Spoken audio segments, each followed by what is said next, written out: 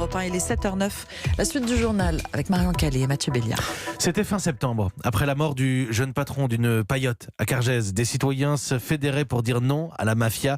Dans la foulée, 2 collectifs voyaient le jour sur l'île pour dénoncer ces violences et la loi du silence. 2 mois et demi après, ces mouvements sont-ils parvenus à peser, à se faire entendre? Nous sommes retournés en Corse pour le savoir à la faveur d'une réunion aujourd'hui sur l'urbanisme et la sécurité des maires. Bonjour Frédéric Michel. Bonjour Mathieu, bonjour à tous. Vous êtes le correspondant d'Europe 1 dans le Sud-Est. Le premier combat de ces collectifs, c'est de mettre fin au tabou.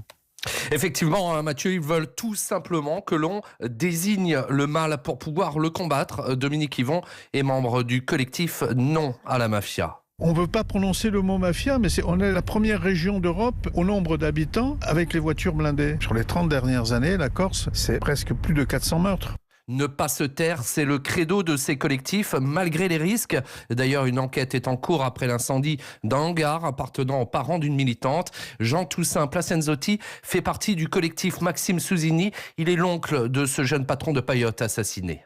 Vous avez des organisations criminelles qui sont en train de se fédérer pour devenir un véritable pouvoir occulte, parallèle, et ça sous les yeux d'un État qui, inexplicablement, ne fait pas son travail. Et si la préfète n'aime pas le mot mafia, à l'exécutif aussi, on a du mal à prononcer le mot mafia. Et à ces accusations, Frédéric, que répond l'État ? Malgré des échanges de courriers assez vifs, la préfète ne veut surtout pas polémiquer. Ses services agissent, insiste Josiane Chevalier. Et si les faits sont avérés, la justice doit en être informée. Qu'il y ait une mobilisation citoyenne, c'est plutôt salutaire. Mais nous ne pouvons travailler que sur des éléments documentés, circonstanciés, et pas sur de la rumeur.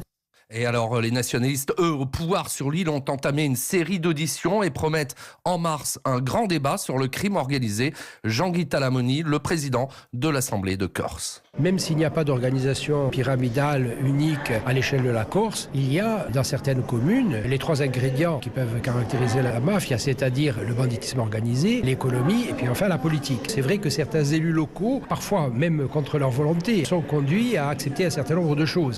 Et avec 138% d'augmentation des prix de l'immobilier en 7 ans, on comprend que la Corse aiguise les appétits et ce n'est qu'un exemple. Frédéric Michel, je retiendrai le témoignage de Dominique Yvon du collectif Non à la Mafia. La première région d'Europe rapportée au nombre d'habitants, au nombre de voitures blindées. Retour en Corse ce matin, le combat de ces collectifs anti-mafia. Reportage signé Frédéric Michel pour Europe 1.